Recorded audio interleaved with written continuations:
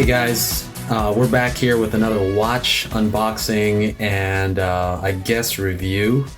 But I got a sneaky suspicion about this watch because this was given to me over Christmas. Actually, it was given to my father, and the story was that when he took it out of the box and he put it on his wrist, he automatically thought that this was something that younger people would wear, and he's pretty particular about the kind of watches he wears. So let's check it out. Let's see if it's worth it.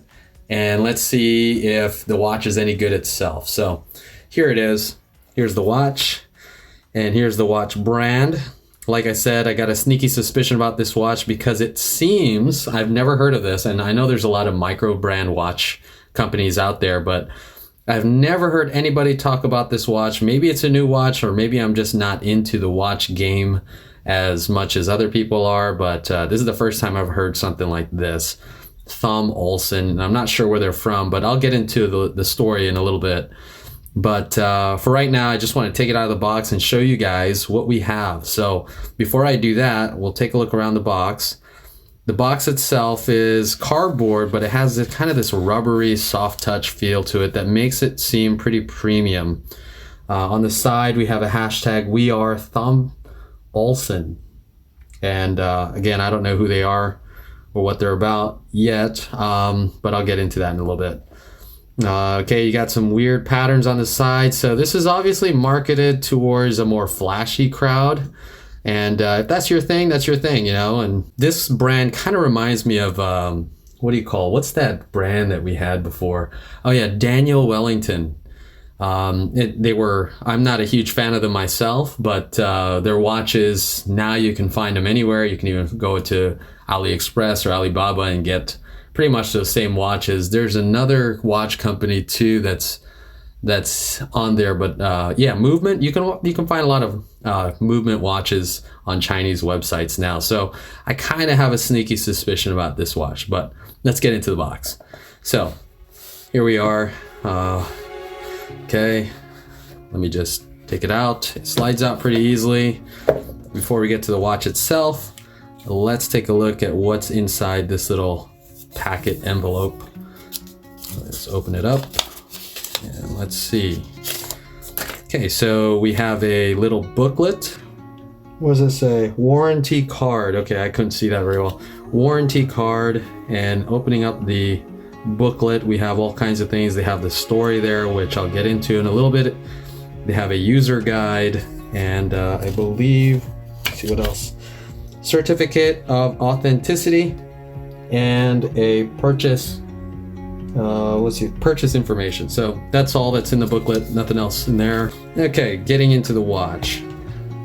So my initial thoughts picking this up, the first thing that jumped out of me when I saw this watch was this price tag. So 99 euros. That is a heck of a lot of money to be paying for a watch that you don't really know the brand name, or you don't really know how well constructed the watch is, but you can find, you know, a lot of other cheaper watches that are, I guess, that are more popular with the watch community, or that are more well known to the watch community. But yeah, 99 euros for this watch. And on the first impression is it kind of feels cheap. I'm gonna be honest with you here, because I don't want you to buy anything that you'd regret buying, especially when you're paying 99 euros for it. I'm not sure what that translates to, maybe a little bit more than $100, right? So I don't want you guys to pay for something that and then regret paying for it, and be suckered into marketing like a lot of these other watch companies. So let's take a look at the bracelet first. Now the bracelet itself, it's a mesh bracelet. It's okay, it feels okay. There are a couple sharp edges around here, especially on this clasp deal. On this side, it feels kind of cheap, to be honest with you. On the clasp, let's see if it'll focus. Will it focus? Okay, you got some branding on there, Thom Olson. Another interesting thing that I noticed right away was on the bracelet itself, you have these little ornaments, these little decorations, and these don't stick they don't stay put, so these are they move around like this, and I can see why this would annoy some people. For me, it's definitely not for me, because I don't like my watch rattling around or moving around, or especially on a bracelet like this, I don't like things moving around.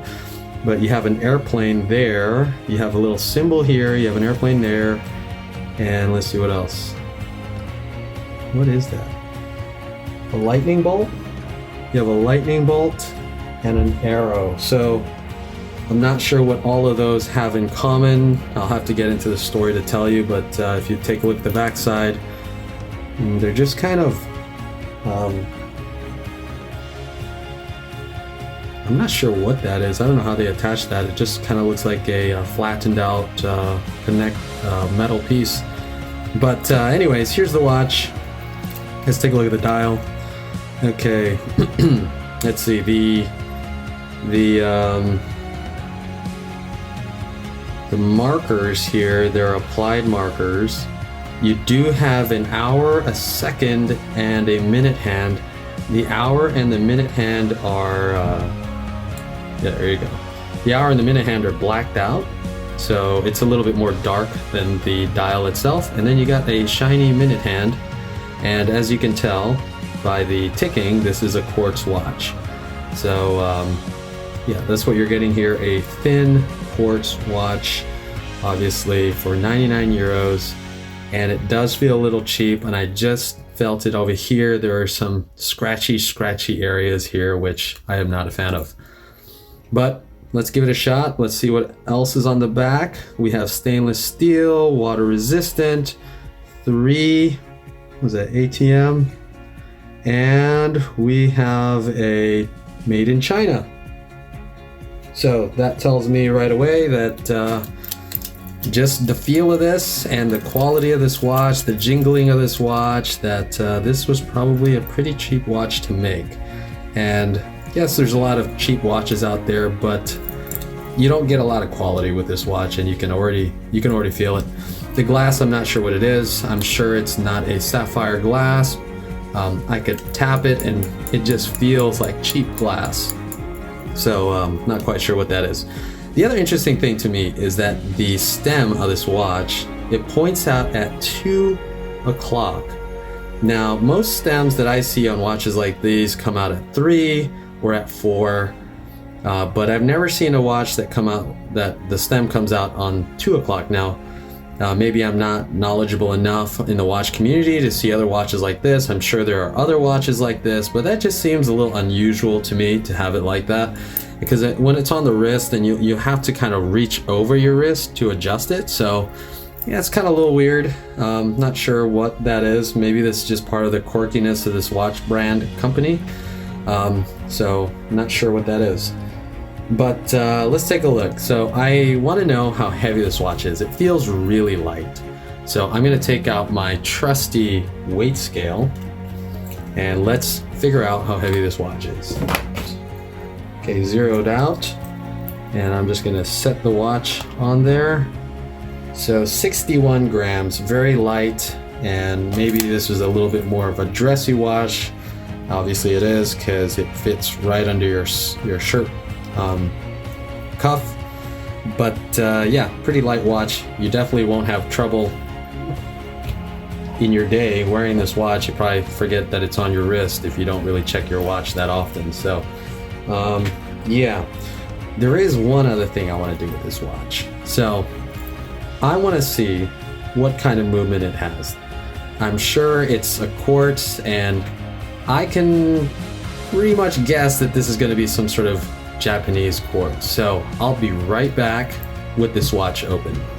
All right, well, I'm back, guys, and there's not very good news about this.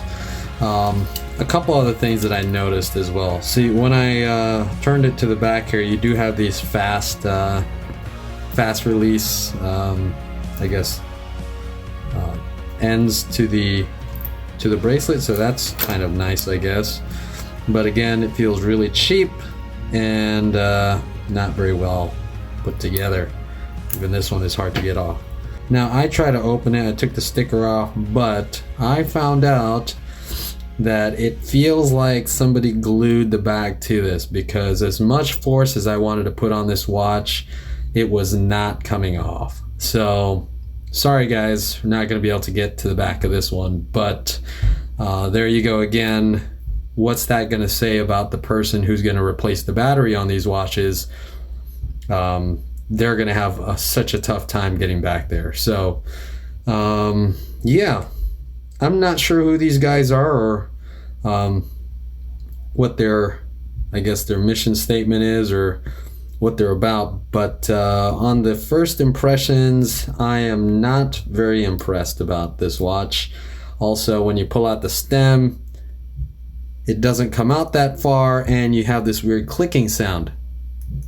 I don't know if you can hear that. Can you hear that? Let me get it close to the camera.